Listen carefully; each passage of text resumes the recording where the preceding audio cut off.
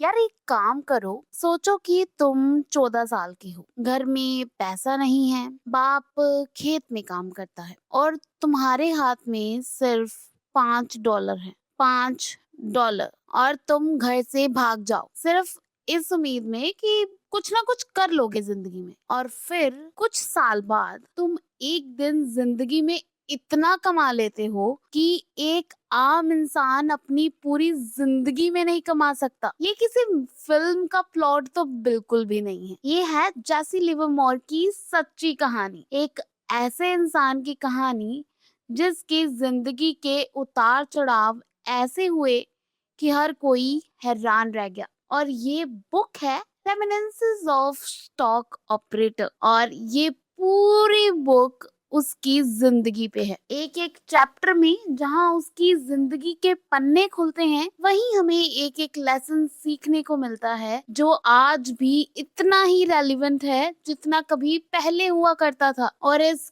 Greatness से भरी book को आज हम डिस्कस करने वाले हैं, और मुझे जेन्युइनली लगता है कि ये बुक हर उस इंसान को पढ़नी चाहिए जो कभी भी मार्केट में पैसा लगाने की सोच रहा है, या लगाता है, या लगाता रहा है और डूब गया है। तो चलो चलते हैं, शुरुआत करते हैं। तो यार सबसे पहले थोड़ा सा कॉन्टेक्स्ट हो जाए, इस बुक के बारे में थोड़ी सी बात कर लेते हैं, जैसे लिवरमोर के बारे में थोड़ी सी बात कर लेते हैं। था कौन, कैसा था, कहाँ से आया था, क्यों आया था, और कैसे इतना ग्रेट बन गया कि आज भी उसकी बुक सब पढ़ते हैं। बड़े से बड़ा ट्रेडर जेसी लिवरमोर 1877 में पैदा हुआ, एक छोटे से टाउन में। गरीब फैमिली, कोई कनेक्शंस नहीं, कोई गाइडेंस नहीं, लेकिन एक चीज थी उसके पास, नंबर्स के साथ एक अजीब सा रिश्ता था उसका। मतलब वो नंबर्स देखता था और उसे पैटर्न्स दिखते थे ऑटोमेटिकली, जैसे कुछ लोगों को म्यूजिक में दिखता है। म्यूजिक सुन के ही उन्हें समझ आ जाता है कि कौन सा नोट गलत था, जैसे को नंबर्स दिखते थे। और कुछ ऐसा ही फील होता था। स्कूल में तो वो अच्छा था ही, लेकिन 14 साल में ही उसके फादर यानी उसके बाप ने बोल दिया कि छोड़ स्कूल और खेत में काम कर। ऑफ कोर्स यार, घर की फाइनेंशियल कंडीशन ठीक नहीं थी, तो बाप को भी था कि पढ़ाऊं क्यों, आराम से मेरे साथ काम करे, थोड़ा सा और कमाते हैं। पर जैसी ने बिल्कुल ही उल्टा कर दिया। जैसी ने एक काम किया, उसने रात को बैग उठाया और निकल गया। पर कितने पैसों के साथ? सिर्फ $5 लेकर पहुंचा बॉस्टन, और वहां एक जगह में घुस गया जिसे कहते हैं बकेट स्टॉप। अब ये बकेट स्टॉप होता क्या है उसके बारे में भी बात करेंगे। क्या चीज है, बहुत इंपॉर्टेंट हिस्सा है उसकी कहानी का। सोच लो एक गेमिंग पार्लर, ऐसा गेमिंग पार्लर जहां स्टॉक प्राइजेस पे बेट होती है। एक्चुअली अगर हम इसको इजी तरीके से मैं तुम्हें बताऊं, तो स्टॉक्स वगैरह खरीदने की जरूरत नहीं होती है। तुम बस बेट लगाते हो कि इसके प्राइसेस ऊपर जाएगी, इसके प्राइसेस नीचे जाएगी, ये आज गिर जाएगा, ये आज बढ़ जाएगा। जैसे ही वहां बैठा, प्राइसेस देखे और जीतने लगा। पहले थोड़ा, फिर ज्यादा, और फिर इतना कि बकेट स्टॉप ने उसे अंदर आने से रोकना शुरू कर दिया था। अब देखो यार, कितनी हैरानी की बात है। सोचो यार, एक बार बस अपने मन में इमेजिन करके देखो, 14-15 साल का एक बच्चा, और कसिनोस उसे अंदर आने से मना कर रहे थे क्योंकि वो बार बार जीत रहा था। ये था जेसी लिवरमोर, और उसकी कहानी भी बिल्कुल ऐसी ही है। एक एक जिंदगी के पड़ाव से हमें कुछ ना कुछ सीखने को मिलता है। उसके पहले सबक पे आ जाएं। पहला सबक जो हम उसकी जिंदगी से सीखते हैं, एक चीज तुम नोटिस करोगे कि जेसी ने कभी भी कोई भी टिप नहीं ली। कोई व्हाट्सएप ग्रुप नहीं था उसका, कोई इनसाइडर इंफॉर्मेशन नहीं थी उसके पास। वो बस देखता था, ऑब्जर्व करता था और पैटर्न्स ढूंढता था। और यही चीज ज्यादातर लोग आज भी नहीं करते। हम में से कितने लोग हैं जिनको किसी ने बोला होगा कि यार ये शेयर ले लो, पक्का 10x हो जाएगा, और हमने उस पे पैसे लगा लिए। किया है ना, किया है ना। हाँ, मैं भी जानता हूँ, हम सब करते हैं यार। जैसे कि पूरी जिंदगी यही कहती है कि जब तुम किसी की बात सुनते हो, किसी की बात सुन के ट्रेड करते हो स्पेशली, तो बेसिकली तुम उस इंसान का रिस्क अपने पैसों पे उठा रहे हो। अब यार वो इंसान गलत भी हो सकता है, सही भी हो सकता है, पर उसकी बात का रिस्क लिया ना तुमने। तुमने खुद तो एनालाइज नहीं किया, तुमने खुद तो नहीं सोचा, तुमने खुद तो नहीं समझा। बस उसकी बात सुनी, सोचा ये टिप काम आएगी और फटाफट से उस पे पैसे लगा दिए। रिस्क किसका? तुम्हारा ना। उसका क्या गया? उसका तो कुछ नहीं जाएगा। पैसा किसका गया? तुम्हारा गया। तो ये पहली चीज, अपने दिमाग को यूज करो और टिप्स सुनना बंद करो यार। सो ये पहली टिप, या फिर कहें कि पहला सबक जो हम जैसे कि जिंदगी से सीखते हैं कि लाइक टिप्स नहीं, दिमाग पे जोर डालो। उसके बाद आ जाता है उसकी जिंदगी का सबसे खूबसूरत हिस्सा, एक ऐसी कहानी जिसे आज भी सब याद करते हैं। अच्छा, तो बकेट स्टॉप में तो वो चैंपियन था ही, तो अब उसने सोचा कि अब वॉल स्ट्रीट चलते हैं, असली गेम। वो गया न्यूयॉर्क, असली स्टॉक मार्केट में, और रिजल्ट्स डूब गया। पूरे के पूरे पैसे खत्म। वो वापस गया बकेट स्टॉप में, फिर से कमाया, फिर से न्यूयॉर्क गया और फिर से डूब गया। ये साइकिल कितनी बार रिपीट हुआ कि तुम काउंट भी नहीं कर पाओगे। और एक दिन वो रुक गया। जैसी ने रुक के खुद से पूछा कि यार दिक्कत क्या है? यार बकेट स्टॉप में तो मैं बहुत अच्छा करता हूँ, हर बार जीतता हूँ, वही सिस्टम, वही सोच, पर यहाँ क्यों हर बार हार जाता हूँ? यहाँ ऐसी क्या प्रॉब्लम है मुझे? और तब उसने समझा कि बकेट स्टॉप में बैट लगाओ, तुरंत रिजल्ट्स। रियल मार्केट में ऑर्डर किया, एग्जीक्यूट होने में टाइम लगा, प्राइसेस बदल जाते हैं इसके बीच में ही। उसका सिस्टम सेम था, लेकिन ये तो गेम ही अलग थी। लाइक अगर इसे एक आम भाषा में बोले तो तुम बास्केटबॉल के रूल्स फुटबॉल में तो यूज नहीं कर सकते ना, वो तो गेम ही अलग हो जाएगी ना। तो इसका भी कुछ ऐसा ही सिस्टम था। उसने रियलाइज किया कि वो बहुत जल्दी ट्रेड कर रहा था, पेशेंस तो उसमें थी ही नहीं। एक चीज लिखी उसने जो यार सीधी दिल में उतर जाती है। It was never my thinking that made me money, it was always my sitting. मुझे मेरी कभी सोच ने पैसे कमा के नहीं दिए, मेरे बैठने ने, मेरी पेशेंस ने मुझे पैसे कमा के दिए हैं।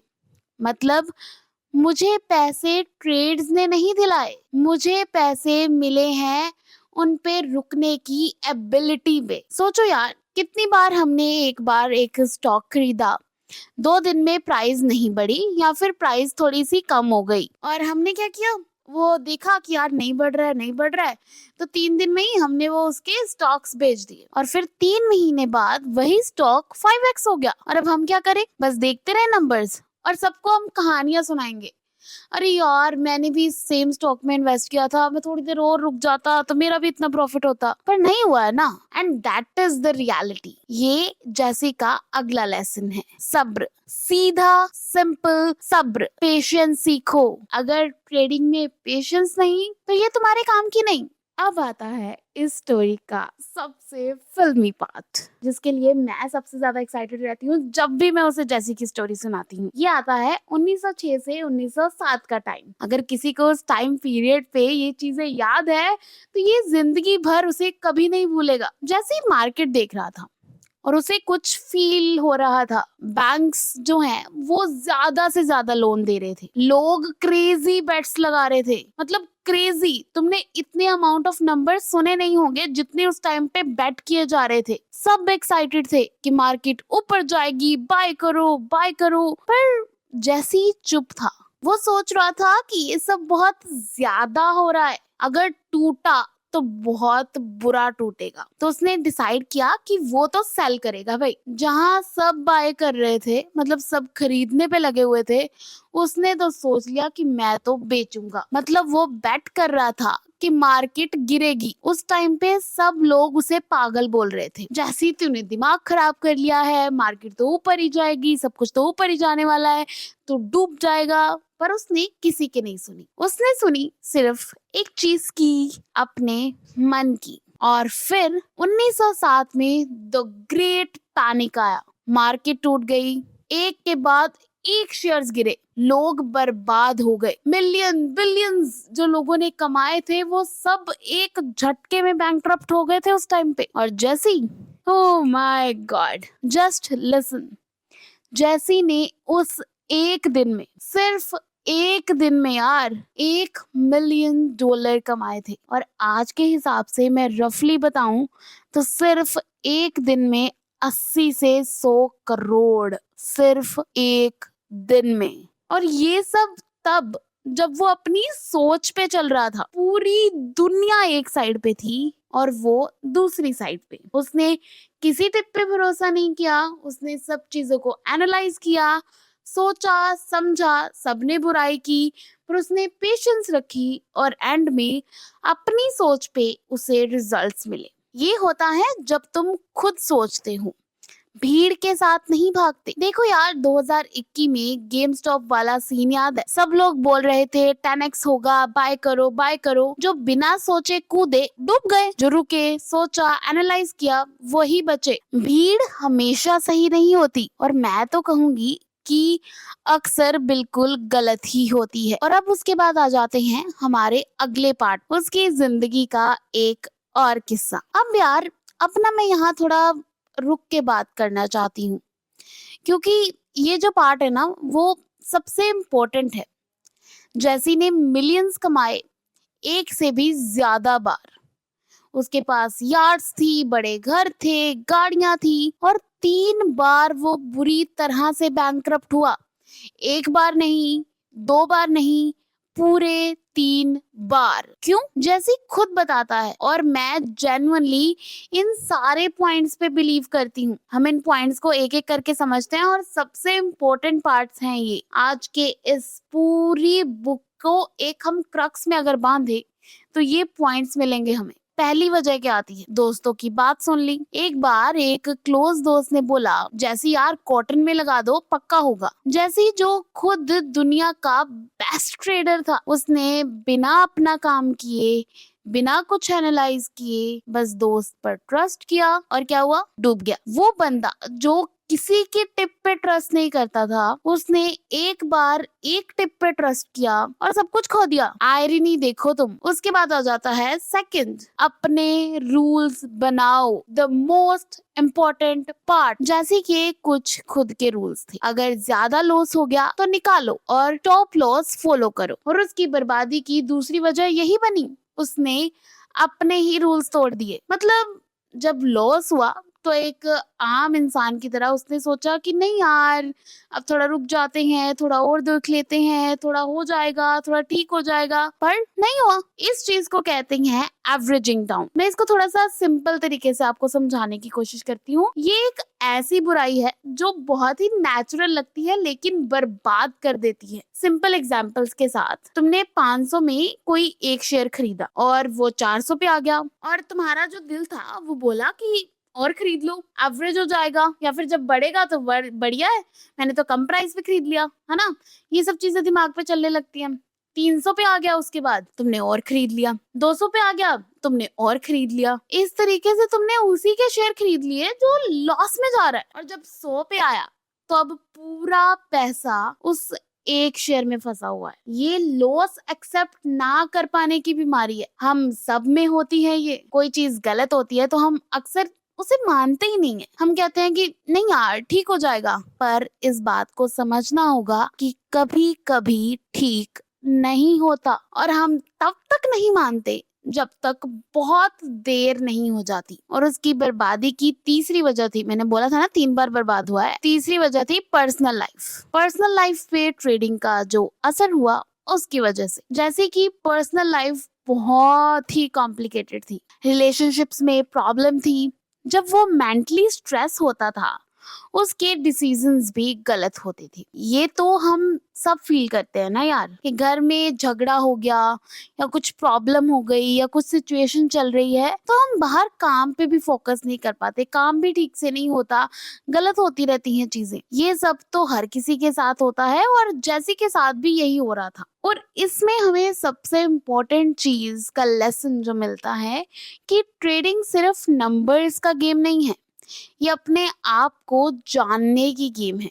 यार जैसे कि ना, पूरी जिंदगी एक चीज बार बार प्रूव करती है, स्किल्स होना इनफ नहीं है। सिर्फ स्किल्स पे तुम अपनी पूरी जिंदगी नहीं निकाल सकते। जैसे दुनिया का सबसे बेहतरीन स्किल ट्रेडर था, फिर भी 3 बार बैंकरप्ट हुआ है वो, क्योंकि स्किल्स के साथ साथ और भी चीजें हैं जो हमें चाहिए होती हैं। डिसिप्लिन चाहिए होता है, अपने आप पे कंट्रोल चाहिए होता है, कुछ चीजें जो जैसे कि बुक में जेन्युइनली अपनी लाइफ में अप्लाई करने लायक है। मैं तो करती हूँ, आपको भी बता देती हूँ, आपके भी बहुत काम आएंगी। पहली चीज, कभी भी भीड़ के साथ मत भागो। जब सब बोल रहे हैं कि बाय करो, रुको, सोचो, समझो, एनालाइज करो कि क्यों बाय करो, क्यों करूं, मेरे को एक बार सोचने तो दो। मैं ये नहीं कह रही कि वो गलत ही होगा ओपिनियन, पर सिर्फ सुन के हम उस चीज को मान लें वो गलत होगा। उसको एनालाइज करो, समझो, अगर तुम्हें फिर भी लगता है कि नहीं हाँ ठीक है तो डाल दो पैसा,